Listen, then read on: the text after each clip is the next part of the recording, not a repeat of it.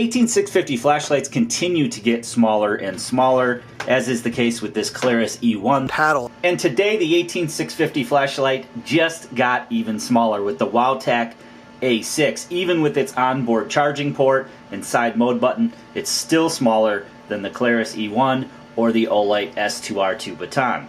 The obvious benefit to an 18650 is a brighter light and extended runtime. 1,460 lumens shining out to a distance of 174 meters with the orange peel reflector there and LED. This only weighs 96 grams without the battery, so not only is it small in form factor, but it's also fairly lightweight. You really don't have anything other than the battery in the tube here, and then you have your head, which I mentioned earlier, not only has the side mode button, but also has a recharge port. Freezing lights is something that I used to do, and it's a pretty good test of durability for the flashlight. Number one, is it waterproof? Now this is rated to IPX8, so it should be waterproof. No water should get in, and obviously if it was sitting in that water until it froze up, you would have had water get on the inside, and when I removed it and dried it off, there was absolutely no water on the inside of the battery compartment or inside the head. So definitely fully waterproof. It's also a great test for extreme temperatures.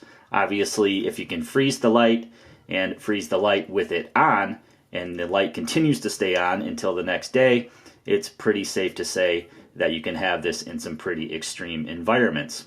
Sometimes when they freeze, the ice will actually depress the button. I leave these on to see if they're going to stay running, and that wasn't the case with this one. It stayed running throughout the time that it was frozen in the block of ice, and then of course you get your drop test. Now this is, I believe, 1.5 meters drop resistant, so I dropped it from about 6 feet up in the chunk of ice, and I had to drop it several times to break all the ice off it, and the light continues to function flawlessly. So for me, it's a pretty good set of tests to see the durability of the light. What I like about this light, in addition to its small form factor, is that it's fairly simple. You've got some knurling here, some knurling on the tail cap, you got a simple pocket clip, and the USB recharge port and mode button are all nicely fitted into the reflector of the light, or into the head of the light. Now the light does come apart in two different sections, so you have your tail section to remove your battery here. Now this does